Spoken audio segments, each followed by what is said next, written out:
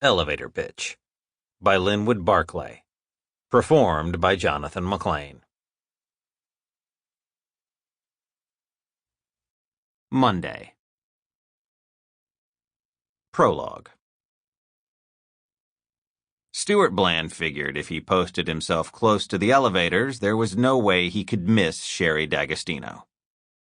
He knew she arrived at the offices of Cromwell Entertainment, which were on the 33rd floor of the Lansing Tower on 3rd between 59th and 60th, every morning between 8:30 and 8:45. A car was sent to her Brooklyn Heights address each day to bring her here. No taxi or subway for Sherry D'Agostino, Cromwell's vice president of creative. Stuart glanced about nervously.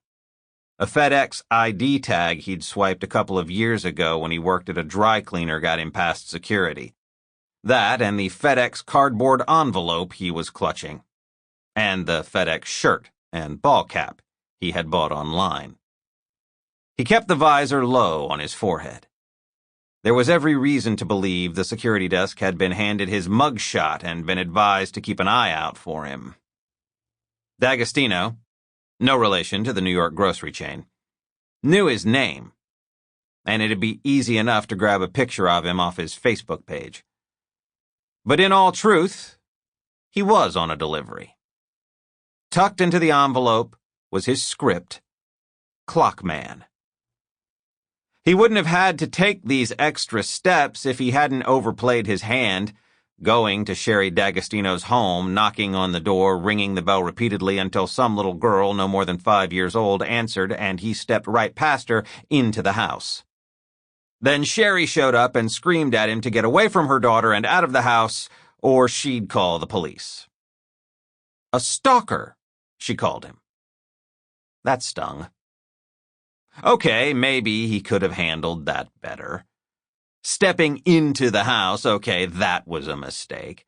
But she had no one to blame but herself. If she'd accepted even one of his phone calls, just one, so that he could pitch his idea to her, tell her about his script, he wouldn't have had to go to her house, would he? She had no idea how hard he'd been working on this. No idea that 10 months earlier he'd quit his job making pizzas. Unlike the dry cleaning gig, leaving the pizza place was his own decision, to work full-time on getting his script just perfect. The way he figured it, time was running out. He was 38 years old. If he was to make it as a screenwriter, he had to commit now. But the whole system was so terribly unfair. Why shouldn't someone like him be able to get a 5-minute audience with her, make his pitch?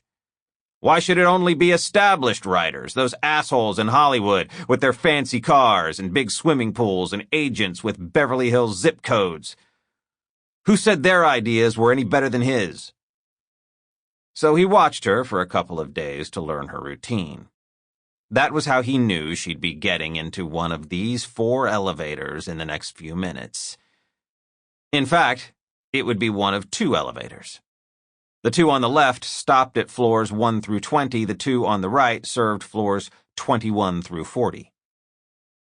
He leaned up against the marble wall opposite the elevators, head down, trying to look inconspicuous, but always watching.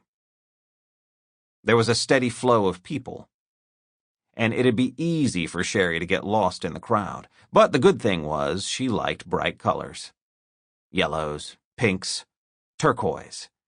Never black or dark blue. She stood out. And she was blonde.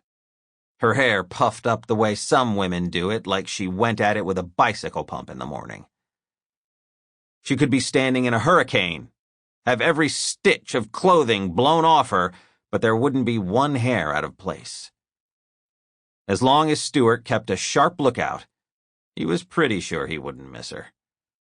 Soon as she got on the elevator, he'd step on with her. Shit. There she was. Striding across the lobby, those heels adding about 3 inches to her height. Stuart figured she was no more than 5'2" in her stocking feet, but even as small as she was, she had a presence. Chin up, eyes forward. Stuart had checked her out on IMDb, so he knew she was nearly 40. Looked good. Sample complete. Ready to continue?